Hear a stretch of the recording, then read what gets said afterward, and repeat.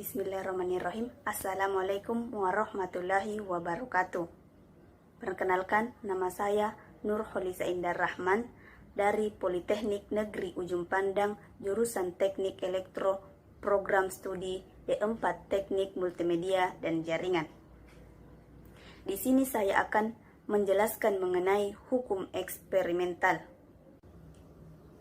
Yang pertama, saya akan menjelaskan mengenai hukum Ohm. Seorang fisikawan Georg Simon Ohm Jerman menyatakan sebuah hukum yang dikenal sebagai hukum Ohm.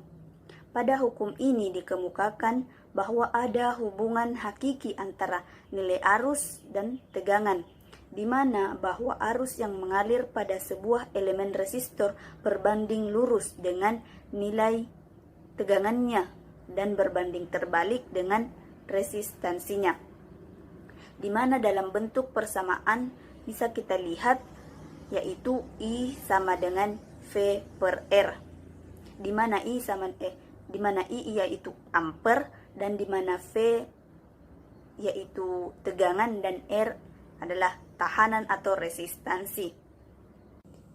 Nah, selanjutnya mengenai penyerapan daya.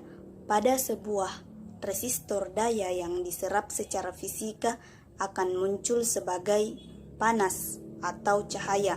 Untuk menunjukkan daya yang diserap dapat dilihat dari persamaan berikut, yaitu bisa kita lihat yaitu P sama dengan V kali I sama dengan I kuadrat dikali R sama dengan V kuadrat per R, di mana P yaitu daya atau watt. Nah, selanjutnya yaitu konduktansi.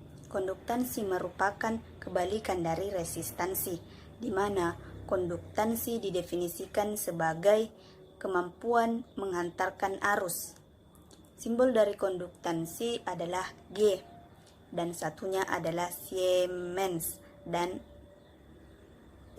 atau MHO. Persamaan bisa kita lihat dari persamaan kelima, yaitu G sama dengan 1/R, di mana G merupakan konduktansi. Nah, selanjutnya yaitu node, lintasan, loop, dan cabang. Untuk memahami hukum-hukum Kirchhoff dan berbagai metode analisis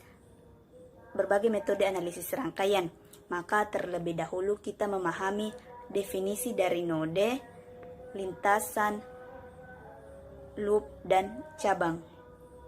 Node atau simpul adalah sebuah titik di mana dua atau lebih elemen memiliki hubungan bersama. Lintasan dapat diilustrasikan ketika kita bergerak dari sebuah node menuju node yang melewati sebuah elemen, di mana tidak ada satupun node yang dilewati lebih dari satu kali. Sedangkan jika kita memulai dari satu node, kemudian kembali kepada node awal, maka hal ini disebut lintasan tertutup atau loop. Cabang. Nah, untuk cabang didefinisikan sebagai sebuah lintasan tunggal di dalam sebuah jaringan yang terbentuk dari sebuah elemen sederhana dan node pada masing-masing ujung elemen tersebut. Nah, kita bisa lihat ilustrasi node, lintasan, loop, dan cabang. Pada gambar terlihat ada dua buah node pada rangkaian tersebut. Jika kita bergerak dari node 2 melewati elemen, harus menuju node 3 melalui sebuah resistor kanan atas, maka ini bisa dikatakan bahwa sebuah lintasan.